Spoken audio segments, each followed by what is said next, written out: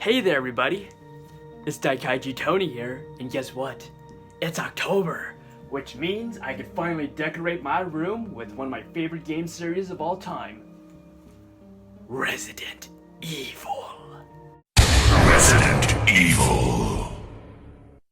Growing up, aside giant monster movies, zombie flicks were the norm for me, okay? I'm talking about stuff like Romero's films, Return of the Living Dead, 28 Days Later, and yeah, I know they're technically infected in that movie, not zombies, but I don't really give a shit. Perfect stuff for an 8-year-old to watch, right?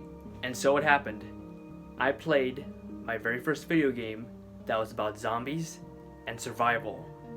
That was House of the Dead 2. I don't want to die! And in one Christmas morning, I got a Nintendo DSi. And I didn't even use the internet features, because I also got a game called Resident Evil Deadly Silence. Resident Evil DS. Oh yeah.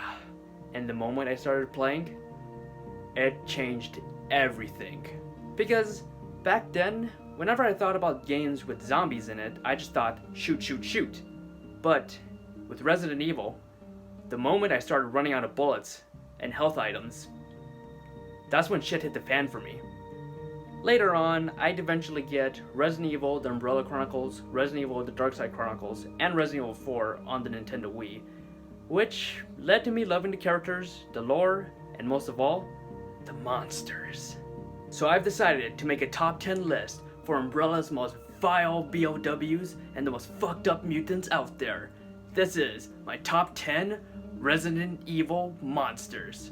By the way, I just gotta mention that this is my personal opinion. You're free to express your own in the comments down below. And yeah, let's get started.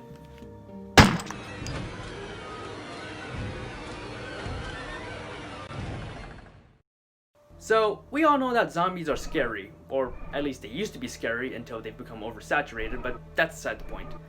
Zombies are scary, right? You know what's scarier than zombies? Zombies that can run.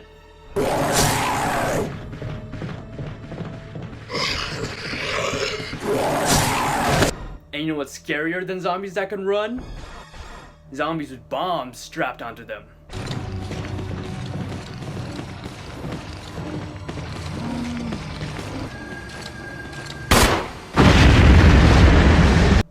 I rest my case. It's Forrest! Oh my god!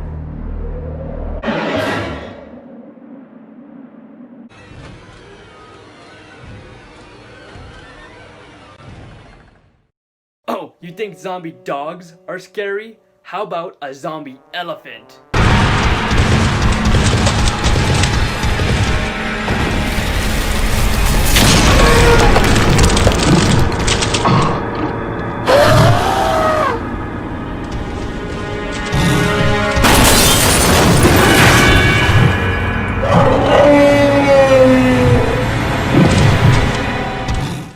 Meet Oscar from Resident Evil Outbreak, a zombie elephant that can not only eat you, but he can fucking trample you.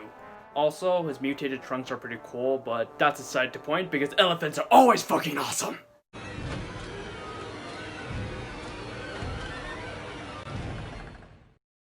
Alright, this one was a hard decision to make because I had to choose between two different monsters. The Hunter, or the Licker. On one hand, you got a badass looking reptile that could swoop your head off. On the other, you got these creepy skinless fucks that could like lick you to death and well, claw you to death as well. Between the two, I had to go with the Licker, mainly because those are more well thought of than the Hunters, well at least in their original games. Because with the Licker, since it's blind, you could basically avoid it if you're careful enough.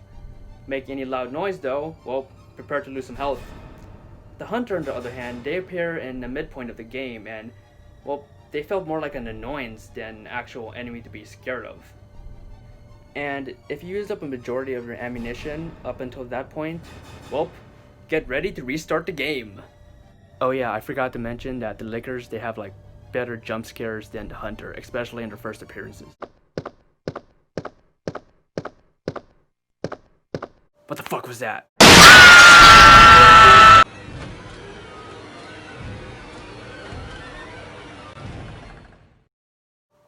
I'm a sucker for almost anything with giant monsters in it, and well, the Darkside Chronicles gave one to me.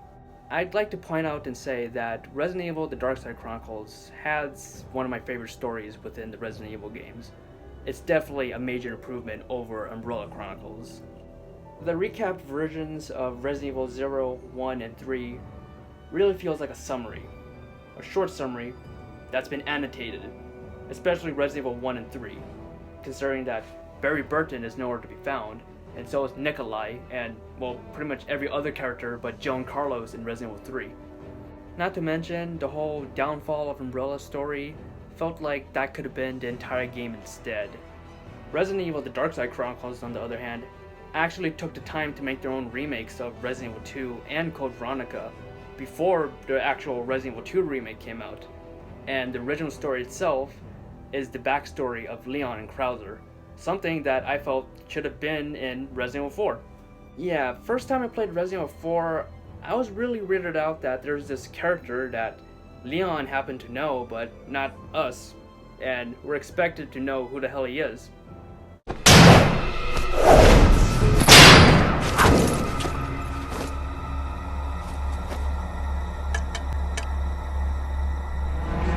Been a long time, comrade. Wait, what? Who the hell are you? So it was cool to see the guy who caused Krauser's downfall. And I know, this is the thing that shot Krauser in the arm, but Javier is the one who mutated his wife into that thing. So yeah, Javier Hidalgo. Aside having a pretty kick-ass giant monster design, the final fight in Resident Evil The Darkside Chronicles is near perfect, mainly because the story builds up to how fucked up the Veronica virus can be, and Manuela, on the other hand, who's also infected with the Veronica virus, shows how that power could also be used for good. And by good, I mean shooting fucking fire blood at her own father.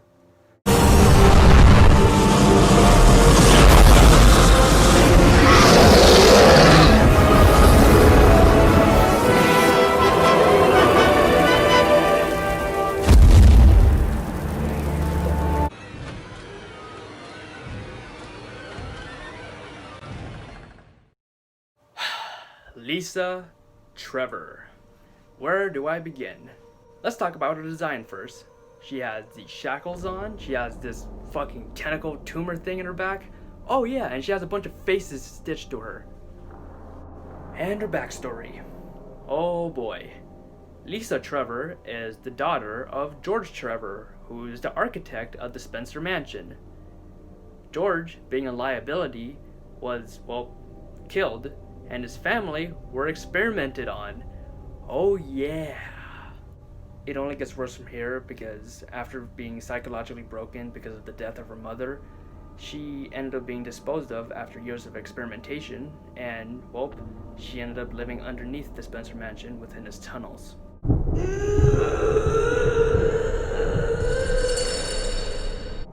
Gameplay-wise, she's basically the prototype Nemesis since she practically can't die. And story-wise, she's the prototype of what's next on the list because of the virus strain that was found within her.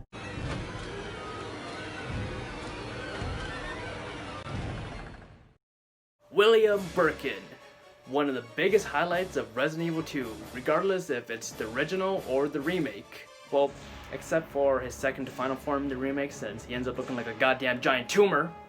When Kamen Rider Zeto screenwriter Noboru Sugimura ends up writing the scenarios for Resident Evil 2, you should expect some horrific transformations.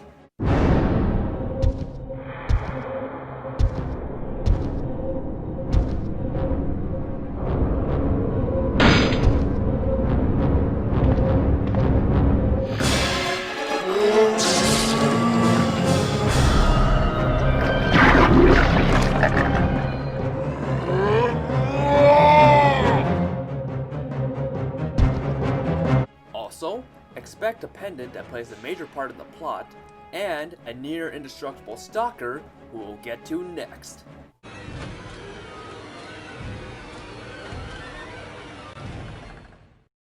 The perfected version of the Tyrant from the first game, the T-00, aka Mr. X. He's among a unit of tyrants that were sent to Raccoon City to dispose of any survivors that can expose Umbrella, or obtain the G-Virus sample and share his locket. His introduction, where he just crashes through the roof, is awesome, and how he just shows up when you least expect it is also awesome. And yeah, you can get away from him by just entering another room, but that's where the remake changes that. Now, no matter how many times you try stunning him, he will follow you all over the police station. Hearing his footsteps will send chills down your spine, and making loud noises like shooting a zombie or a licker will draw his attention to you if you're not careful enough. Oh, and he has a hat now, and a face that looks like a fucking California raisin. Fuck. And yeah, his final form isn't as epic as it was in the original.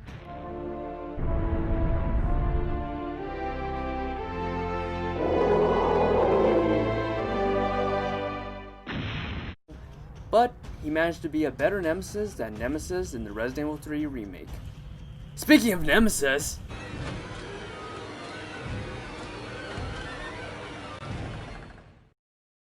now this might be a controversial take, but I'm mainly going to refer to the remake Nemesis.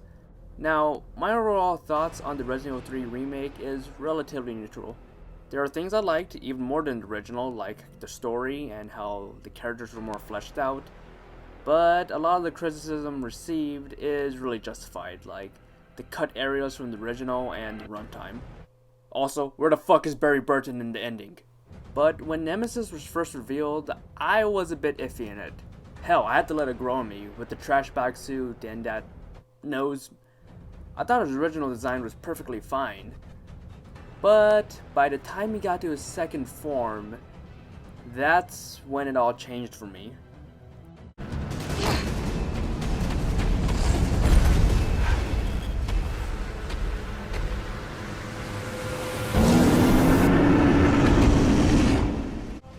Holy mother of fuck! This blew my goddamn mind because of how drastically different this was from the original second form. It amazes me how it looks more animal-like while still being recognizable as Nemesis. And yeah, the boss fight with this form was only cool the first time, where his patterns didn't overly seem obvious, but he only gets better with his final form, which is just wow. That's beautiful.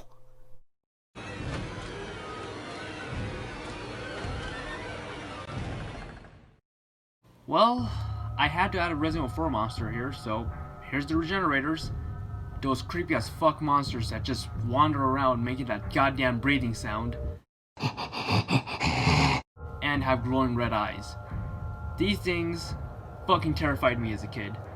Mainly because, just like the name suggests, they could regenerate entire limbs and even headshots. Now, in my very first playthrough of Resident Evil 4 many moons ago on the Wii, I didn't even know there was a thermal scope to shoot the parasites out, so I was wasting a shit ton of bullets on just one of them. It's bad enough that their appearance was just plain unsettling. As for the Iron Maiden variant, well, I just prefer the regular ones because it becomes a thing where less is more. Although, I kinda like it when they hop around like frogs just to latch onto you if you blow their legs off.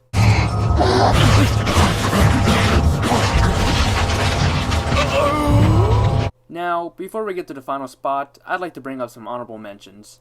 The Hunters, for being a pretty good pain in the ass in the original Resident Evil.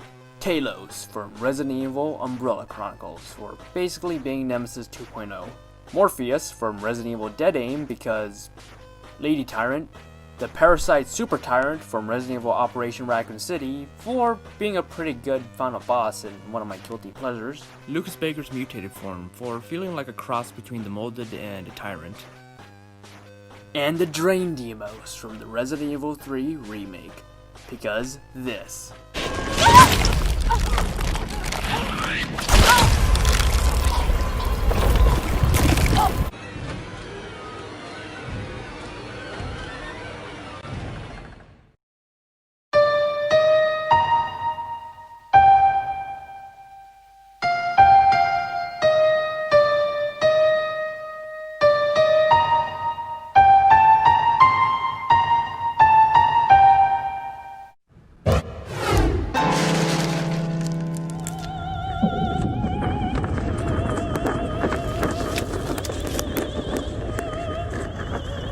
Whoa.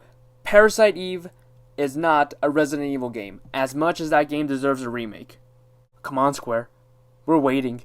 Even Yoshinori Kitase himself said it'd be a waste not to do anything with Parasite Eve.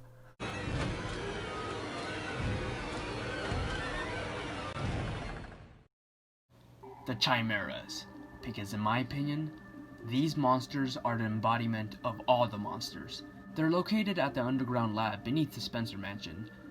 They're the results of Umbrella using the T-virus to splice fly DNA into a human embryo, which just tells you how inhumane Umbrella's experiments really are. They're meant to be the final monsters you face off against before the Tyrant. Preferably, they'll grab you from the ceiling, and they can also appear through air ducts. You can clearly tell that the mutation didn't go exactly as intended, given their deformities. They can't even use what's supposed to be their wings. And those white eyes with their distorted faces make them look like as if they're paranormal. Something this horrifying perfectly fits in the claustrophobic setting they're in, which makes the Chimera the perfect Resident Evil monster. I hope you enjoyed the list. Because really, this was a fun thing to do, and I just wanted to let it out of my system. Also, that... What was that?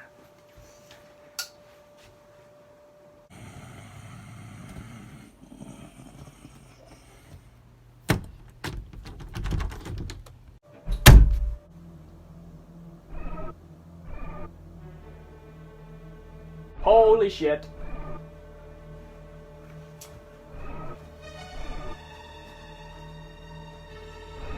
Oh, I got it.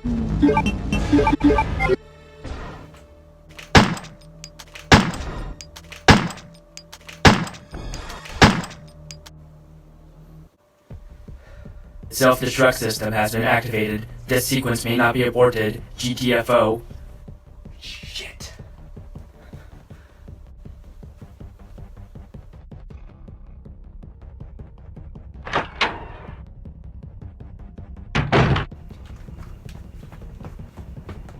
Oh shit.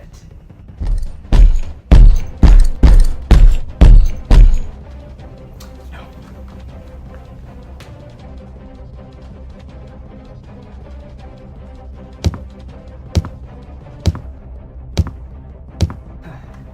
Bitch can't handle loading animations. Okay.